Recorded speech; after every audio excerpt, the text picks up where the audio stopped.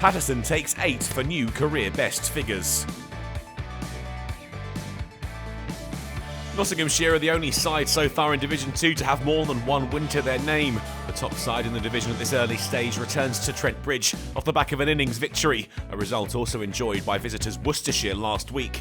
With a bowling attack boosted by the presence of Stuart Broad, in for his first taste of action since the Hobart Ashes test, Nottinghamshire elected to bowl and found early momentum. Broad with the first wicket, Libby out caught by Moores for 15.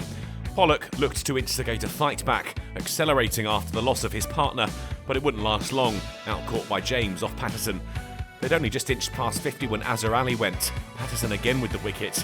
That brought the Pears captain and last week's match winner, Brett D'Oliveira, to the crease with a bit of a job on his hands, and he did his best. The bowling unit fired up and hunting wickets, but held back as Haynes and D'Oliveira found 3 figures for the Pears.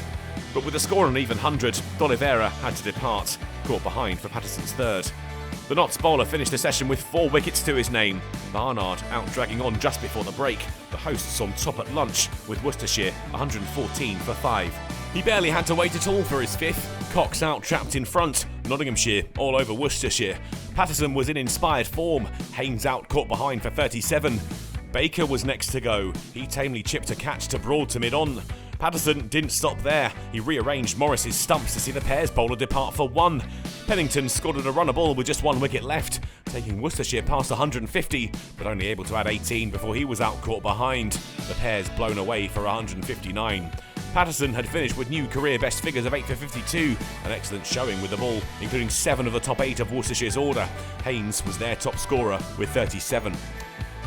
Notts got their innings started. Tea delayed. The hosts looked comfortable. Ben Slater fresh off the back of his new top score, partnered by Hasib Hamid at the top of the order, and the pair swiftly had 50 runs scored off 82 balls. There would be no massive total for Slater this time.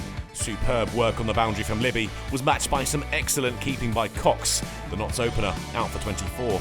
Hamid and Duckett looked to take Nottinghamshire to 100 before the break, their partnership in its infancy, but already looking threatening.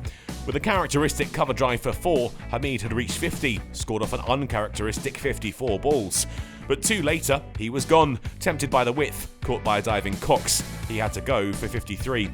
When they reached tea, the score was now 98 for 2, but Notts were trailing by just 61. And the pair picked up where they'd left off, cruising past 100 after the break and taking the score ever closer to Worcestershire's first innings effort. They were just 16 behind when Duckett turned Pennington into the leg side for the single he needed to get to 50, the third wicket partnership matching his return, the lion's share added by the number 3. But he was out 3 balls later, edging through to Cox, departing for an even 50 runs.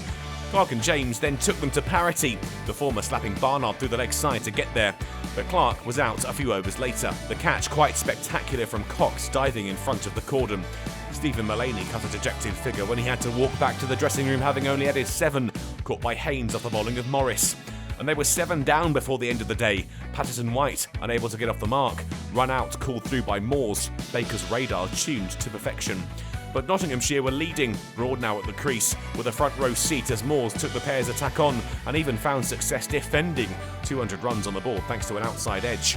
The hosts led by 44 at the end of the day, the score 203 for 7, but the game was in the balance and moving at some rate. 17 wickets had tumbled on day 1. The hosts will hope to turn that double-digit lead into a triple-figure one on Friday morning. Worcestershire won't want to let them get too far ahead.